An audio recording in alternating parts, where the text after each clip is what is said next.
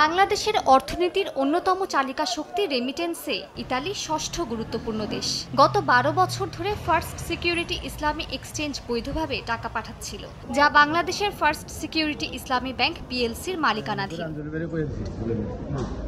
কিন্তু গেল 16 জানুয়ারি থেকে প্রায় 2000 প্রবাসীর পাঠানো 12 কোটি টাকার বেশি আটকে দেয় ব্যাংকটি। সাধারণত 2 দিনে পৌঁছানো অর্থ 8 মাসেও পরিবারগুলোর হাতে আসেনি। এতে হতাশ হয়েছেন প্রবাসী ও বাংলাদেশি মালিকানাধীন মানি এক্সচেঞ্জগুলো। আমরা বাংলাদেশ সরকার অথবা যারা এই রিলেটেড বাংলাদেশ ব্যাংক কর্তৃক যারা কর্মরত আছেন সবার কাছে আমাদের আকুল আবেদন থাকবে যে দ্রুত সম্ভব আমরা যারা প্রবাসী আছি, আমরা যারা এজেন্ট টপ এজেন্ট গুলা আমাদের এই সমস্যা যেন দ্রুত সমাধান হয়। আমরা চাই এইরকম প্রবাসীদের এই সত্যিকার অর্থে কষ্টের টাকাটা যেন ফেরত পায়। এই ক্লায়েন্টের সমস্যা সমাধানের জন্য আমরা কয়েকজন এখানে আসছি, এজেন্ট যারা আছি।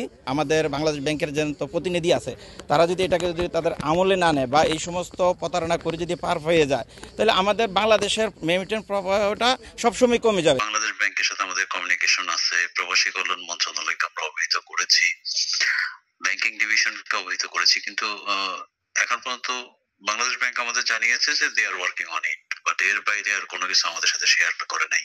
ভুক্তভোগীরা মিলান কনসুলেট জেনারেল ও রোম দূতাবাসে স্মারকলিপি দিলেও মেলেনি কোনো সমাধান। প্রবাসীরা বাংলাদেশ ব্যাংক ও সরকারের দ্রুত হস্তক্ষেপ দাবি করেছেন, তা না হলে কঠোর কর্মসূচির হুঁশিয়ারি দিয়েছেন তারা। সময় সংবাদ, ইতালি।